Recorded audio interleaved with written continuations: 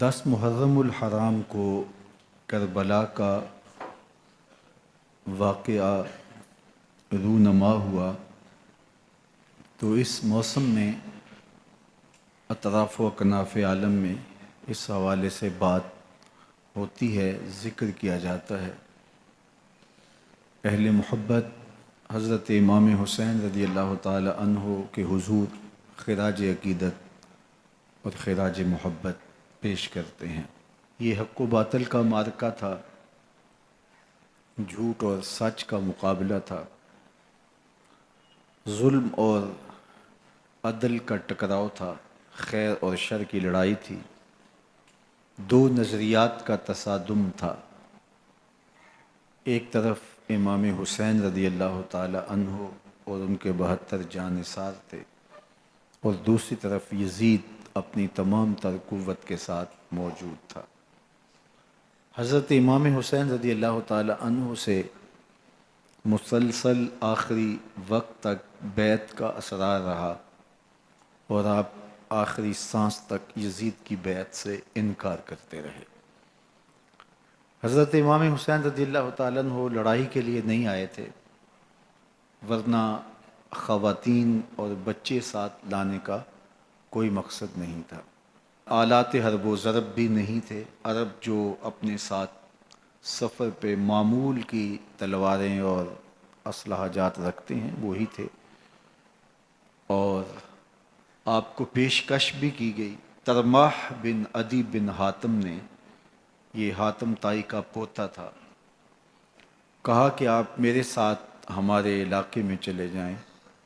جب مختلف بادشاہوں نے عرب پر قبضہ کیا تو ہمارے قبائلی علاقے اس وقت بھی ان سے محفوظ رہے۔ ہم آزاد قبائل ہیں۔ میں چند دنوں میں آپ کی پشت پر 30,000 کا لشکر کھڑا کر دوں گا جو جانثار ہوگا۔ لیکن حضرت امام حسین رضی اللہ تعالیٰ عنہ نے ترماح بن عدی کی اس پیشکش کو قبول نہیں کیا اور آگے بڑھے۔ دشت نینوا میں، جسے دشت کربلا بھی کہتے ہیں، حر بن یزید ریاحی 500 سواروں کو ساتھ لے کر کے حضرت امام حسین کو محصور کر دیتا ہے، اور پھر یزید کا لشکر وہاں جمع ہونا شروع ہو جاتا ہے۔ 22,000 یا 30,000 کا لشکر امام حسین رضی اللہ تعالی عنہ کے اطراف میں لگا دیا گیا۔ 3 دن تک اس خانوادے کے لیے پانی بند کر دیا گیا۔ پانی کے بغیر تو انسان کی زندگی معطل ہو جاتی ہے، اور 3 دن کی مسلسل پیاس، اور پیاس میں بلکتے 6 ماہ کے بچے، خواتین اور بوڑھے۔ لیکن عزیمت کی راہوں کے یہ مسافر کسی صورت بھی یزید سے بیعت کرنے پہ آمادہ نہ ہوئے۔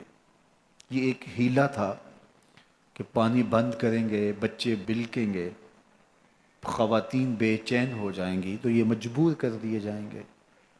لیکن کہا تم جو کرنا ہے کرو۔ یہ بات طے شدہ ہے کہ ہم یزید سے بیعت نہیں کریں گے۔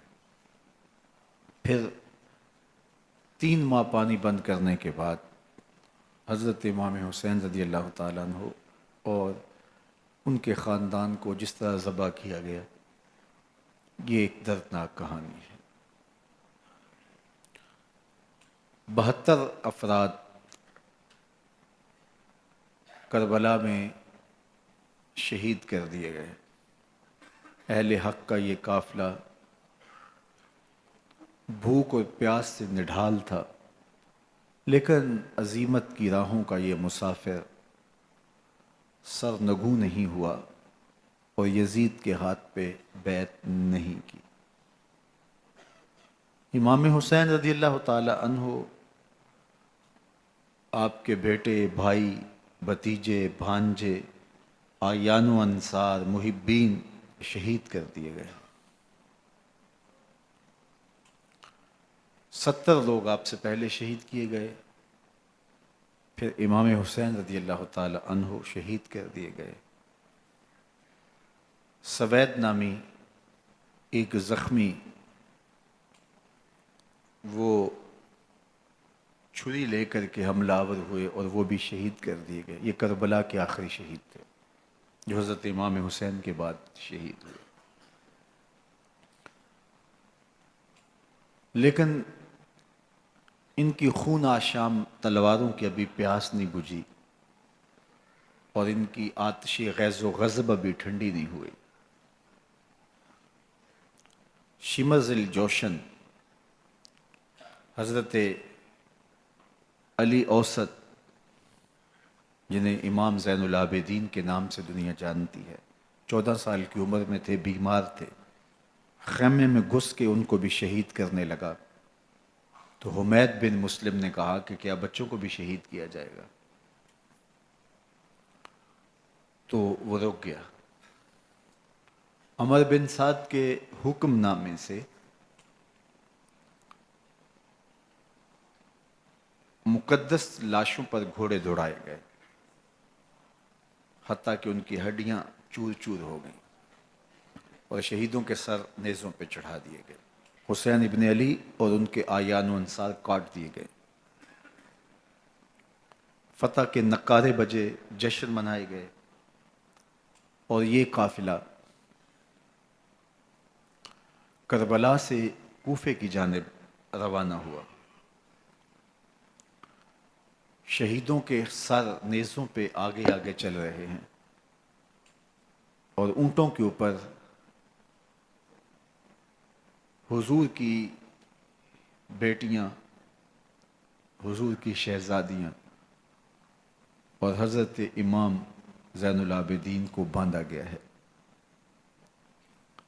اور یہ تقدس مآب قافلہ کوفے پہنچتا ہے.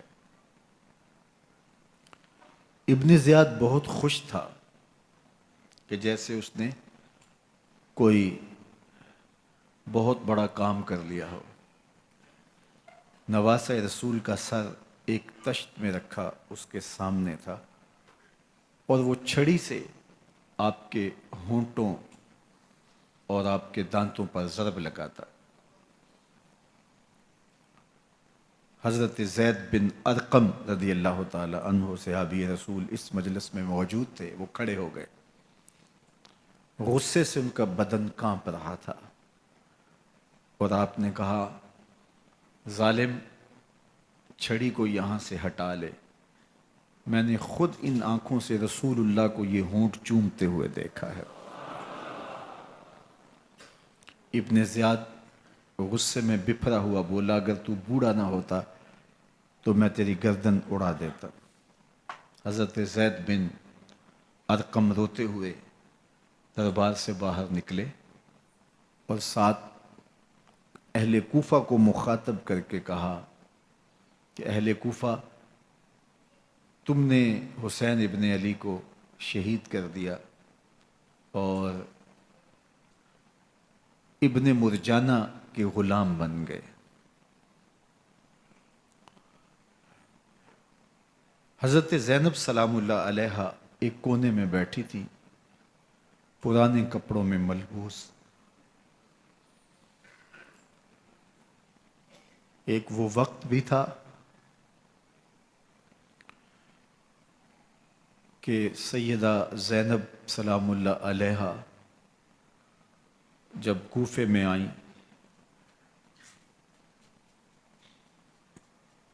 سیدنا علی المرتضیٰ کے زمانے میں، ان کے دور خلافت میں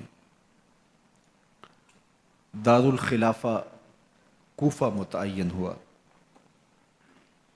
تو یہ مدینے سے کوفے آئیں تو اس وقت کوفے کی معزز خواتین نے ان کا استقبال کیا.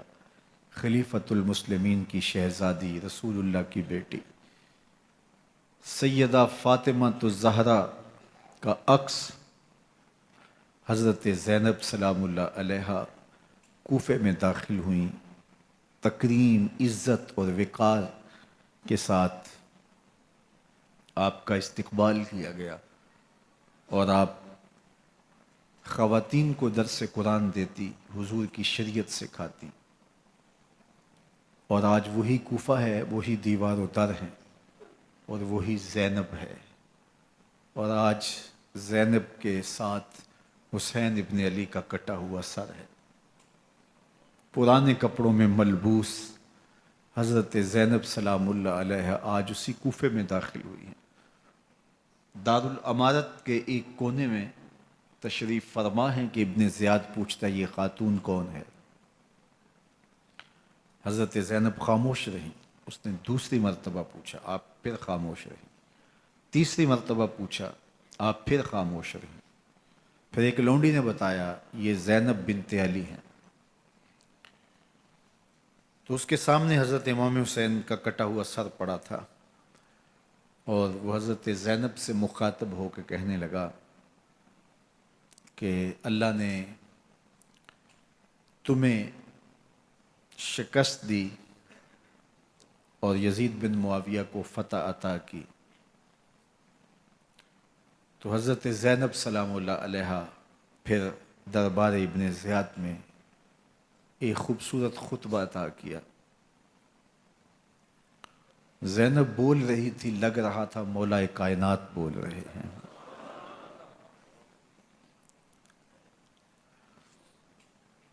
یہ خطبہ بامر مجبوری تھا، ابن زیاد کی خرافات کا جواب تھا۔ تو ابن زیاد سے اس کا جواب تو نہ بن پڑا، لیکن کہنے لگا کہ بڑی مکفّہ اور مسجع گفتگو کی، تمہارا باپ علی بھی بہت اچھا شاعر تھا۔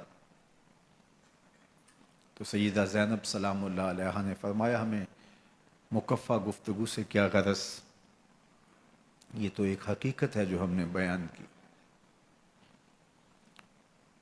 تو حضرت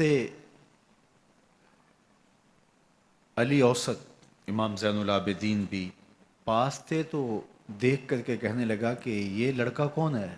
تو فرمایا میں علی بن حسین ہوں۔ تو کہا کہ انہیں تو قتل کر دیا گیا۔ کہا وہ میرے بھائی تھے اور ان کا نام بھی علی تھا، میرا نام بھی علی ہے۔ تو اس نے کہا کہ اس لڑکے کو لے جاؤ اور قتل کر دو۔ حضرت زینب علی اوسط امام زین العابدین کے ساتھ چمٹ گئیں اور کہا کہ اگر تم اسے قتل کرو گے تو اس کے ساتھ مجھے بھی قتل کرنا ہوگا۔ تو ابن زیاد کہنے لگا کہ یہ عورت سچ کہتی ہے، واقعی اس کے جذبات یہی ہیں۔ اور الصلاۃ جامعہ کی پکار کے ساتھ مسجد کوفہ میں آ گیا۔ کوفے کے لوگ سارے ابن زیاد کے سامنے تھے۔ امام حسین کا کٹا ہوا سر ابن زیاد کے سامنے تھا، اور اس نے کہا کہ اللہ نے یزید بن معاویہ کو فتح دی اور کذاب ابن کذاب معاذ اللہ حسین ابن علی کو شکست دی۔ جب اس نے یہ بات کہی تو عبداللہ بن عفیف الازدی رضی اللہ تعالی عنہ موجود تھے، وہ کھڑے ہو گئے۔ غصے سے ان کا بدن کانپ رہا تھا، اور آپ نے پوری ہمت کے ساتھ ابن زیاد کو جواب دیتے ہوئے کہا، ظالم، حسین سچا، حسین کا باپ بھی سچا، تو جھوٹا، تیرا باپ بھی جھوٹا، جس نے تجھے امیر بنایا وہ بھی جھوٹا۔ تو ابن زیاد نے جب اپنے بارے عبداللہ بن عفیف سے یہ بات سنی تو اس نے حکم دیا کہ ان کا سر کاٹ دیا جائے، اور پھر حضرت عبداللہ ابن عفیف رضی اللہ تعالی عنہ کو شہید کیا گیا اور ان کی لاش کو سولی چڑھا دیا گیا۔ حق کی راہ کے یہ مسافر اپنی جان کس طرح راہ خدا میں سپرد کر رہے تھے۔ اہل کوفہ سہمے ہوئے، ڈرے ہوئے ابن زیاد کے دربار میں بیٹھے تھے، اور امام حسین رضی اللہ تعالی عنہ کے قتل کا، ان کی شہادت کا انہیں دکھ تو تھا، لیکن ان کے اندر ہمت، طاقت اور توانائی نہیں تھی۔ ان کی تلواریں یزید کے ساتھ رہیں اور دل امام حسین رضی اللہ تعالی عنہ کے ساتھ رکھنے کی بات کرتے تھے۔ پھر یہ قافلہ کوفہ سے چلتے چلتے دمشق کی جانب عازم سفر ہوا. ایک اونٹ پہ تین تین لوگوں کو سوار کیا گیا تھا. امام زین العابدین کو سوار بھی کیا گیا اور بدن پر زنجیریں بھی باندھی گئیں، جکڑ کر کے سواری پہ بٹھایا گیا. اللہ اکبر. جہاں جہاں سے یہ لوگ گزرتے لوگوں کو ان کی حالت پہ رحم آتا. بہت سارے لوگ نہیں جانتے تھے یہ کون ہیں. عمومی طور پہ راستوں میں یہی بتایا گیا کہ کچھ باغی لوگ ہیں جنہوں نے حکومت سے بغاوت کی، تو ان کے کیفر کردار تک پہنچا دیا گیا. راستے میں ایک گرجا گھر آیا اور وہاں یہ لوگ رات رکتے ہیں. گرجا گھر کی دیوار پہ لکھا ہوا تھا اترجو امت قتلت حسینا شفاعت جدہ یوم الحساب. کیا وہ امت جنہوں نے حسین ابن علی کو شہید کیا قیامت کے دن انہی کے نانے سے شفاعت مانگیں گے؟ کس منہ سے شفاعت طلب کریں گے؟ اسی حسین ابن علی کے نانا سے جن کے بیٹے کو، جن کے شہزادے کو، نواسے کو ان لوگوں نے شہید کیا. جب یہ تقدس مآب قافلہ دمشق پہنچا تو راستے میں ایک شخص قرآن مجید کی تلاوت کر رہا تھا. اپنے مکان کی چھت پہ بیٹھ کے تلاوت کر رہا تھا، اور یہ قافلہ اس طرح سے گزر رہا تھا کہ شہیدوں کے کٹے ہوئے سر نیزوں کی نوک پہ تھے، اور عصمت شیار خواتین اور امام زین العابدین اونٹوں پہ بندھے ہوئے تھے. تو پڑھنے والا تلاوت کر رہا تھا کہ کہف اور رقیم یہ ہماری نشانیوں میں سے بڑی عجیب نشانیاں ہیں. تو جب وہ پڑھ رہا تھا تو سر حسین سے آواز آئی یا تالی القرآن، اے قرآن پڑھنے والا. اصحاب کہف سے زیادہ عجیب قتلی و حملی، میرا قتل کرنا اور نیزے کی نوک پہ چڑھایا جانا ہے. یہ قافلہ یزید کے دربار میں پہنچتا ہے. یزید بہت خوش ہوا اور اس نے حضرت امام زین العابدین رضی اللہ تعالیٰ عنہ سے کہا کہ تمہارے باپ نے میری حکومت کے خلاف بغاوت کی اور وہ اپنے انجام کو پہنچے. تو آپ نے جواب میں قرآن مجید کی آیات کی تلاوت کی اور اہل بیت کے مناقب اور فضائل بیان کیے. سیدہ زینب سلام اللہ علیہا کا ایک خطبہ اہل بیت کی عظمت، مناقب اور فضائل میں یزید کے دربار میں اپنی انوکھی اور البیلی شان رکھتا ہے. یزید پہلے تو خوش ہوا، لیکن جب اس نے لوگوں کے چہرے دیکھے تو وہ پریشان ہو گیا. حتیٰ کہ یزید کے دربار میں ایک عیسائی سفیر آیا ہوا تھا، تو اس نے جب کٹے ہوئے سر دیکھے اور خستہ حال سادات کی شہزادیوں کو دیکھا تو اس نے کہا یہ کون لوگ ہیں؟ تو اسے بتایا گیا. تو اس نے بڑے تاسف کا اظہار کیا، کہا کتنے بد نصیب لوگ ہو، ہمارے پاس حضرت عیسیٰ علیہ السلام کے گدھے کا کھر موجود ہے اور ہم اسے بھی عزت کی جگہ پہ رکھے ہوئے ہیں، اور تم کتنے بدبخت ہو اپنے رسول کے نواسے کو شہید کر دیا. بے مروت بے وفا تیرا بھی کیا افسانہ ہے، جس نے اپنی ہی شمع کو گل کیا تو وہ پروانہ ہے. تو یزید نے جب لوگوں کے تیور دیکھے اور بدلتے ہوئے حالات دیکھے تو اس نے تاسف کا اظہار کیا اور کہا اللہ برا کرے ابن زیاد کا، وہ امام حسین کو میرے تک پہنچنے دیتا تو میں ان سے اچھا معاملہ کر لیتا. کچھ لوگ اس سے یزید کو بری الذمہ قرار دینے کی کوشش کرتے ہیں، لیکن یزید کے اپنے حکم سے سب کچھ ہوا۔ ابن اسیر نے لکھا ہے کہ جب یزید مرا تو ابن زیاد دمشق آ رہا تھا، اس کے ساتھ مسافر بن شریح بھی تھا، تو اچانک وہ کچھ سوچنے لگا۔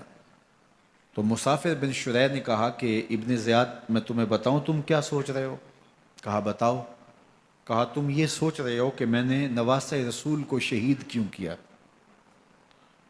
تو کہنے لگا کہ یہ مجھے یزید کا حکم تھا، اور اگر میں نواسہ رسول کو شہید نہ کرتا تو وہ مجھے قتل کر دیتا۔ اور جب مسلم بن عقبہ کو مدینہ المنورہ کی حرمت کو پامال کرنے کے لیے اور حضرت عبداللہ ابن زبیر رضی اللہ تعالیٰ عنہ کی خلافت کے اعلان کے بعد مکہ المکرمہ پر حملے کے لیے جو یزید نے بھیجا، تو اس سے قبل اس نے ابن زیاد کو کہا کہ یہ کام تم کرو۔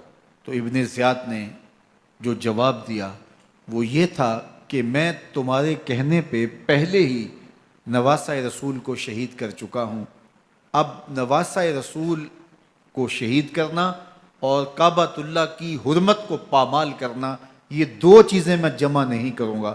اور اس نے بادشاہ کے حکم کا انکار کر دیا۔ تو یزید نے امام حسین رضی اللہ تعالیٰ عنہ کی شہادت کا حکم دیا تھا ابن زیاد کو، اور یہ دو گواہیاں میں نے ابن زیاد سے آپ کے سامنے رکھی۔ باقی اس کا یہ سیاسی پینترا کہ وہ تعصب کا اظہار کرے، تو قاتل کی پشیمانی مقتول کی اہمیت تو بڑھا سکتی ہے، لیکن قاتل کے دامن سے قتل کا داغ نہیں دھو سکتی۔ تو حضرت امام حسین رضی اللہ تعالی عنہ کا قتل یزید کو اب نظر آ رہا تھا مجھے بہت مہنگا پڑے گا، آخرت تو برباد ہوئی ہی ہوئی، دنیا بھی میں نے برباد کر لی، اور میری حکومت بھی مستحکم نہیں رہ سکے گی۔ تو اب اس نے یہ کہنا شروع کر دیا کہ خدا برا کرے ابن مرجانہ کا کہ وہ راستہ دے دیتا اور امام حسین کو میرے تک پہنچ دیتا۔ حضرت امام زین العابدین سے اب وہ لجاجت کرنے لگا اور کہنے لگا کہ حضرت آپ کچھ ارشاد فرمائیے۔ تو آپ نے تین چیزیں ارشاد کی۔ آپ نے فرمایا ایک تو ہمیں خیریت سے مدینے بھیج دو، اور دوسری بات کہ قاتلان حسین کو ان کے کیفر کردار تک پہنچاؤ، اور تیسری بات مجھے دمشق کی جامعہ مسجد میں خطبہ جمعہ کی اجازت دو۔ اس نے کہا کہ خطبہ جمعہ کی اجازت بھی دیتا ہوں، آپ کو خیریت سے مدینہ المنورہ بھی روانہ کر دیا جائے گا، لیکن قاتلان حسین کو کیفر کردار تک پہنچانا یہ میرے بس میں نہیں ہے، یہ ممکن نہیں ہے۔ اب مجھے بتائیے، حاکم وقت ہو اور اتنا بڑا سانحہ اور واقعہ ہو گیا ہو، تو وہ وہیں کھڑے کھڑے معذرت کر لے کہ یہ اس بات کو رہنے دو، تو اس کا مطلب سمجھنے میں کسی بھی باشعور شخص کو دیر نہیں لگتی۔ اسے چاہیے تھا کہ وہ کہتا کہ میں اس کی تحقیق کروا کے جو بھی مجرم ہے وہ کیفر کردار تک پہنچے گا، اور آپ نہ بھی کہتے تو یہ میں کرتا چونکہ میں حاکم وقت ہوں۔ لیکن اس نے فوراً کہا کہ یہ ممکن نہیں ہے، تو اس کا مطلب کیا کہ مجرم میں خود ہوں، تو میں اس سے جو ہے وہ بچنا چاہتا ہوں۔ تو اس نے حضرت امام زین العابدین کو کہا دو شرطیں تو قبول ہیں، لیکن یہ تیسری شرط قبول نہیں ہے اور یہ ممکن نہیں ہے۔ تو یہ واضح اس بات کا اشارہ ہے کہ یزید کے حکم سے، اس کی منشا سے اور اس کے کہنے سے حضرت امام کو شہید کیا گیا، اور اس نے حضرت امام حسین رضی اللہ تعالی عنہ کے مبارک لبوں پر چھڑیاں بھی ماری اور آپ کے دانتوں پر ضربیں لگائیں چھڑیوں کی۔ وہ تو ایک صحابی وہاں موجود تھے جو کھڑے ہو گئے، انہوں نے کہا ارفع ھذا القدیب عن ھاتین الشفتین، ان ہونٹوں سے چھڑی ہٹا لے، میں نے ان آنکھوں سے رسول اللہ کو یہ ہونٹ چومتے ہوئے دیکھا ہے۔ جس طرح ابن زیاد کے دربار میں ہوا تو یہاں بھی ہوا۔ اللہ اکبر۔ تو یزید اپنے تئیں خوش تھا، لیکن لوگوں کے احتجاج کی سکت نہیں لا سکتا تھا کہ نواسہ رسول کو شہید کر دیا گیا، تو وہ یوں اپنی بات کو چھپانا چاہتا تھا، اور بات ابن مرجانہ ابن زیاد پہ ڈالنا چاہتا، لیکن ابن زیاد کہتا ہے کہ اگر یزید کے کہنے پہ میں امام حسین کو قتل نہ کرتا تو میں قتل کر دیا جاتا، اور میں غزوہ کعبہ اور قتل امام حسین دونوں کو جمع نہیں کر سکتا، لہٰذا اب میں یزید کا یہ حکم نہیں مانوں گا، اس نے پہلے مجھ سے بہت بڑی زیادتی کروائی ہے۔ یہ تاریخ کی معتبر کتابوں کے اندر موجود ہے۔ اب یزید نے کہا دو باتیں مان لیتا ہوں، آپ کو مدینہ المنورہ بھی رخصت کر دیتے ہیں، اور دوسرا آپ کو مسجد دمشق میں خطبہ کی اجازت بھی دیتے ہیں۔ اللہ اکبر، یہ وقتی تصرف تھا اس کا، ورنہ یہ کون ہے اجازت دینے والا؟ ممبر تو حسین ابن علی کے نانے کا ہے۔ خیر، مسجد دمشق میں گئے، لوگوں کا ہجوم تھا، حضرت امام زین العابدین ممبر پہ جلوہ فراز ہوئے، خطابت تو ان کے گھر کی لونڈی ہے، تو جب آپ نے کھڑے ہو کر کے خطبہ دیا اور فضائل و مناقب اہل بیت بیان کیے، لوگوں کے سینوں کے اندر آتش محبت اہل بیت کی جوش مارنے لگی۔ یزید ڈر گیا کہ اگر کچھ دیر خطبہ جاری رہا تو کہیں ایسا نہ ہو کہ لوگ میرے خلاف اٹھ کھڑے ہوں، تو اس نے مؤذن کو اشارہ کیا اور وہ اذان دینے لگا، تو اس نے کہا اللہ اکبر اللہ اکبر، تو حضرت امام زین العابدین نے کہا اس میں کوئی شک نہیں کہ اللہ سب سے بڑا ہے۔ پھر کہا اشہد اللہ الہ الا اللہ، تو امام زین العابدین نے فرمایا کہ ہم نے اس بات کی اپنے خون سے گواہی دی ہے کہ اللہ کے علاوہ کوئی معبود نہیں ہے۔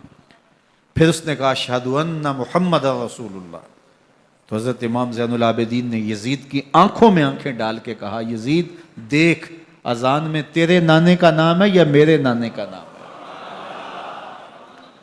تو حسین ابن علی رضی اللہ تعالیٰ عنہ کا نام کبھی بھی مٹنے والا نہ زیاد کا وہ ستم رہا، نہ یزید کی رہی وہ جفا، رہا تو نام حسین جسے زندہ رکھتی ہے کربلا۔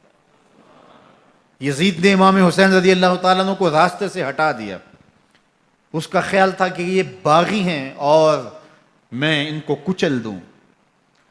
حضرت امام حسین شہید کر دیے گئے، ان کا خاندان شہید کر دیا گیا۔ صرف 14 سال کے امام زین العابدین رضی اللہ تعالی عنہ اس حادثے میں، اس واقعہ میں جو ہے وہ بچے، اور سب سے زیادہ دکھ اپنی آنکھوں سے انہوں نے دیکھے، کربلا کا منظر بھی دیکھا، کوفے کا دارالامارہ بھی دیکھا، اور دمشق کا دربار یزید بھی دیکھا، اور پھر یہاں سے مدینے پہنچ کر اہل مدینہ سے جو سامنا ہوا امام زین العابدین نے وہ لمحے بھی دیکھے۔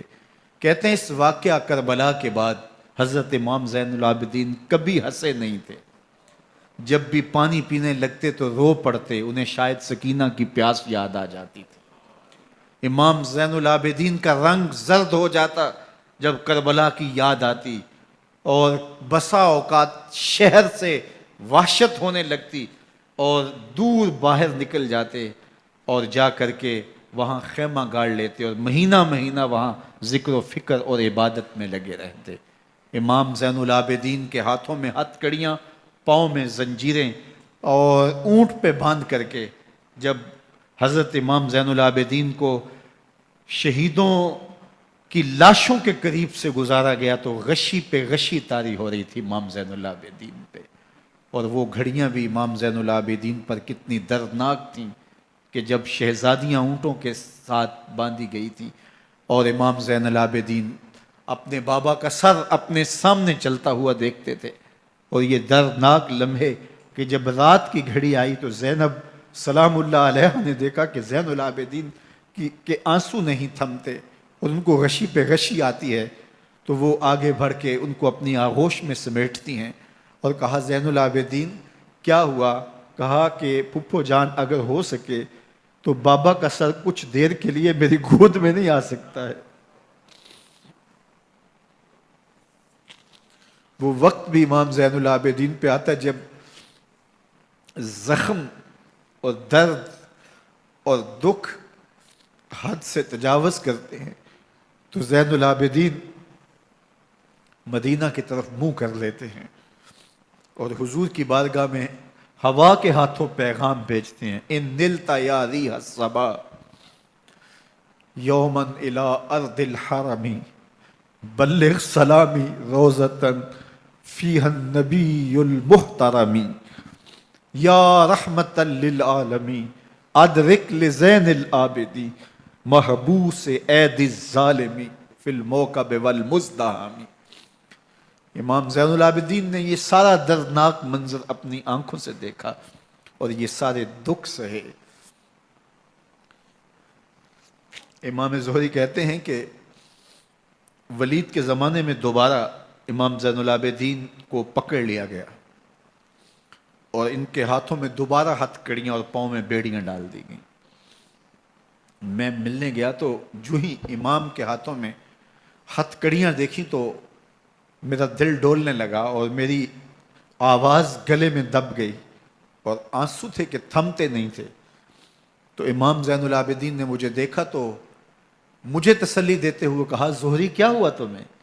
تو میں نے کہا حضرت کربلا میں تھوڑے دکھ دیکھے تھے اور اب یہ حالت مجھ سے دیکھی نہیں جا رہی۔ تو امام زین العابدین نے ان زنجیروں کو اور ان ہتھ کڑیوں کو جن سے آپ جکڑے گئے تھے جھٹکا دیا، لوہے کی زنجیریں ٹوٹ گئیں۔ کہا زہری ہم اللہ کی تقدیر پہ راضی ہے ورنہ یہ زنجیریں کیا ہوتی ہیں۔ امام زین العابدین کو اللہ نے عزتوں سے نوازا تھا، ہر دور کے حاکم وقت ڈرتے تھے اور ان کی عزت سے حسد کرتے تھے۔ ولید بن عبد الملک بنو امیہ کا بڑا تگڑا حکمران گزرا ہے۔ ایک دن طواف کرتے کرتے حجر اسود کے سامنے آیا اور اس کے دل میں آیا کہ میں حجر اسود کو بوسہ کروں، لیکن رش اتنا تھا کہ آگے بڑھنے کی ہمت نہ ہوئی اور پیچھے ہٹ کے کھڑا ہو گیا کہ رش کم ہوتا ہے تو میں حجر اسود کو چومتا ہوں۔ اتنے میں امام زین العابدین رضی اللہ تعالی عنہ وہ بھی طواف کرتے کرتے حجر اسود کے قریب آئے، ایک لمحے کے لیے توقف کیا، لوگوں نے راستہ چھوڑ دیا۔ امام زین العابدین آگے بڑھے، حجر اسود کو چوما، پھر آگے بڑھ گئے۔ ولید بن عبد الملک کو بڑا غصہ آیا کہ لوگوں نے میرے لیے تو راہیں نہیں چھوڑی اور زین العابدین کے لیے راہیں چھوڑ دی ہیں۔ تو وہ اپنے درباری شاعر کو، فرزدق کو جو اس کے ساتھ کھڑا تھا، اس کو پوچھتا ہے من ھذا، یہ کون ہے؟ حالانکہ اسے پتا تھا یہ امام زین العابدین ہے۔ بعض اوقات سوال تفہیم کے لیے کیا جاتا ہے، سمجھنے کے لیے کیا جاتا ہے، اور بعض اوقات سوال تحقیر کے لیے کیا جاتا ہے۔ جس طرح کسی شخص کو آپ پسند نہ کرتے ہو اور وہ کوئی کام کرے تو آپ کہتے ہیں یہ کون ہے، یہ کون ہے؟ تو اس نے کہا من ھذا، یہ کون ہے؟ اب فرزدق شاعر تھا اور درباری شاعر تھا، اسے اچھی طرح پتا تھا کہ من ھذا سے بادشاہ کیا سننا چاہتا ہے، لیکن آج اس کی غیرت ایمانی جاگی۔ بادشاہ نے کہا من ھذا، یہ کون ہے؟ تو فرزدق نے بادشاہ کی آنکھوں میں آنکھیں ڈال کے کہا بادشاہ تو نہیں جانتا یہ کون ہے؟ اس کو تو بطحا کے سنگ ریزے بھی جانتے ہیں، اس کو تو زمین والے بھی جانتے ہیں، آسمان کے فرشتے بھی جانتے ہیں۔ یہ فاطمہ کا بیٹا ہے، یہ علی کا شہزادہ ہے، یہ رسول اللہ کا نواسہ ہے۔ تیرا من ھذا کہنا اس معرفہ کو نکرا نہیں کرے گا، یہ کل بھی معرفہ تھا، یہ آج بھی معرفہ ہے۔ کھڑے کھڑے امام زین العابدین کی شان میں ایک طویل قصیدہ لکھ دیا۔ بادشاہ تو اس سے کچھ اور سوچ رہا تھا، الٹ ہو گیا، اس نے ایک فرزدق کو جیل میں ڈال دیا۔ امام زین العابدین کو پتا چلا آپ نے اشرفیوں کی 2 تھیلیاں خادم کے ہاتھ بیچی کہ ہماری وجہ سے تمہارے اوپر یہ افتاد پڑی ہے۔ تو اس نے تھیلیاں قبول کی، چوما آنکھوں سے لگائیں اور پھر خادم کے ہاتھ میں دیتے ہوئے کہا امام کو میرا سلام دے دینا اور کہنا حضرت ساری زندگی نے ٹگوں کے لیے، ان پیسوں کے لیے، اشرفیوں کے لیے شاعریاں کی ہیں، یہ جو میں نے قصیدہ لکھا ہے آپ کے نانا کی شفاعت کے لیے لکھا، جو دلوں کو فتح کر لے وہی فاتح زمانہ۔ امام حسین کو تو کاٹ دیا گیا نا، اس لیے کاٹ دیا گیا کہ یہ ہماری حکومت سے بغاوت کر رہے ہیں، انہوں نے یہ کہا، بہانہ یہ بنایا، نظم حکومت میں یہ مخل ہو رہے ہیں، لہٰذا انہیں شہید کر دیا گیا۔ نہ صرف انہیں شہید کیا گیا، سر کاٹے گئے، نیزوں کی نوک پہ چڑھائے گئے، لاشوں پہ گھوڑے دوڑائے گئے۔ کیا کیا ظلم تھا، کیا کیا جبر تھا جو روا نہیں رکھا گیا۔ پیاسا رکھا گیا، بھوکا رکھا گیا، 6 ماہ کے بچے بھی نہیں چھوڑے گئے۔ امام حسین جب حضرت علی اصغر کو اپنے ہاتھوں پہ اٹھا کے فرات کے کنارے جا کھڑے ہوئے تو آپ نے اشقیاء سے مخاطب ہو کے کہا کہ تمہاری لڑائی تو مجھ سے ہے، اس 6 ماہ کے بچے نے تمہارا کچھ نہیں بگاڑا۔ چلو سے پانی بھرا تاکہ اصغر کا حلق تر ہو جائے، تو پانی ابھی حلق تک نہیں پہنچا، 2 شاخہ سنسناتا ہوا تیر آیا اور علی اصغر کا گلا چیر گیا۔ اور کہتے ہیں وہ جو تیر تھا جو حضرت علی اصغر کا گلا چیر کے آگے گزرتا ہے، وہ تیر تھا جو جانوروں کو مارنے کے لیے استعمال کیا جاتا ہے۔ گردن لٹک جاتی ہے، خون بہنے لگتا ہے۔ امام حسین اس خون کو آسمان کی طرف اچھال کے کہتے ہیں مالک حسین کی یہ قربانی بھی قبول فرما لے۔ نسل مٹا دی گئی، شہید کر دیے گئے، گھوڑے دوڑائے گئے، سادات کرام عصمت شعار پیغمبر زادیوں کو اونٹوں پہ بٹھایا گیا، رسیوں سے جکڑا گیا، چادریں چھیننے کی کوشش کی گئی، کیا کچھ نہیں ہوا۔ تاریخ دردناک ہے، اور یہ پیغمبر کے ماننے والوں نے، کلمہ پڑھنے والوں نے یہ سب کچھ کیا۔ بے مروت بے وفا، تیرا بھی کیا افسانہ ہے، جس نے اپنی ہی شمع کو گل کیا تو وہ پروانہ ہے۔ لیکن یزید کی دلیل یہ تھی کہ یہ حکومت کا نظم چلتا ہے، اسے چلنے دیا جانا چاہیے، انہوں نے کیوں رکاوٹ ڈالی ہے، لہٰذا یہ باغی ہیں، ان کو کاٹ دیا جائے۔ میں کہتا ہوں امام حسین کو شہید کر دیا گیا، ان کے اعیان و انصار کو شہید کر دیا گیا، پورے خاندان کو پیاسا رکھ کے ذبح کر دیا گیا، 6 ماہ کے بچے بھی نہیں چھوڑے گئے، 80 سال کے بوڑھوں کو بھی شہید کیا گیا، خواتین کو اونٹوں پہ بٹھایا گیا، اور گلی گلی عصمت معاب پیغمبر رحمت کی شہزادیوں کو کوفے اور دمشق کے بازاروں کے اندر بھرایا گیا۔ تو مجھے بتائیں اس کے بعد یزید کی حکومت نے کیا کیا، ان کا کیا کارنامہ تھا؟ کتنے محدث پیدا ہوئے، کتنے مفکر پیدا ہوئے، کتنے جرنیل پیدا ہوئے، کتنے صوفی پیدا ہوئے؟ کون تھا جو ان کے تخت و تاج اور ان کی حکومت جس کو بچانے کے لیے اتنا بڑا حادثہ کر دیا اور پیغمبر کے بیٹوں کو شہید کر دیا؟ تو کیا پھر اس حکومت نے کیا یزید نے؟ یزید کا اپنا بیٹا تخت پہ بیٹھنے کے لیے تیار نہیں تھا۔ 6 ماہ کے بعد اس کی لاش گھر سے نکلی، اس نے کہا کہ یہ تخت جو ہے وہ آل رسول کے خون پہ بنا ہے، میں اس پہ نہیں بیٹھوں گا، اور رسوا ہو گئے۔ اور یزید جس کو زوم تھا کہ میں اتنی بڑی سلطنت کا مالک ہوں، اس کو بچانا ہے، اس سلطنت نے اسلام کے لیے کیا کیا؟ مجھے بتاؤ، کون سے جرنیل پیدا کیے، کون سے حکمران پیدا کیے، اس نے کون سے توانا لوگ پیدا کیے، کون سے محدث، کون سے مفکر، کون سے مسلح پیدا کیے؟ اور جس خاندان کو کاٹ دیا گیا، صرف ایک 14 سال کا علی اوسط زین العابدین بچا۔ اور ذرا حسین ابن علی کی نسل دیکھو، جعفر صادق کس نسل سے ہیں، باقر العلوم کس نسل سے ہیں، حضرت غوث اعظم کس کے شہزادے ہیں، حضرت داتا گنج بخش علی حجویری کس کے بیٹے ہیں، اور حضرت معین الدین چشتی اجمیری کس کے بیٹے ہیں؟ آج زمانے کو جو بھی دیا ہے حسین کے بیٹوں نے دیا ہے۔ یزید تخت بچا کر بھی امت کو کچھ نہ دے سکا، اور امام حسین نے سب کچھ لٹا کے امت کو ایمان کی بہاریں عطا کر دی۔ آج جہاں بھی ممبر و محراب کی رونق نظر آ رہی ہے، اس کے پیچھے حسین کا کوئی بیٹا کھڑا ہوا نظر آئے گا۔ اللہ اکبر! اس دین کے خاکے میں رنگ ہی حسین ابن علی کے خون نے بھرا ہے۔ حسین اگر نہ شہید ہوتا تو آج گھر گھر یزید ہوتا، اسلام کی عظمت عیاں نہ ہوتی، خدا کے گھر میں اذان نہ ہوتی، بار الہا نوحہ سناتا پھرتا، تا روز جزا اشک بہاتا پھرتا، امداد نہ کرتے اگر کربلا میں حسین، اسلام تیرا ٹھوکریں کھاتا۔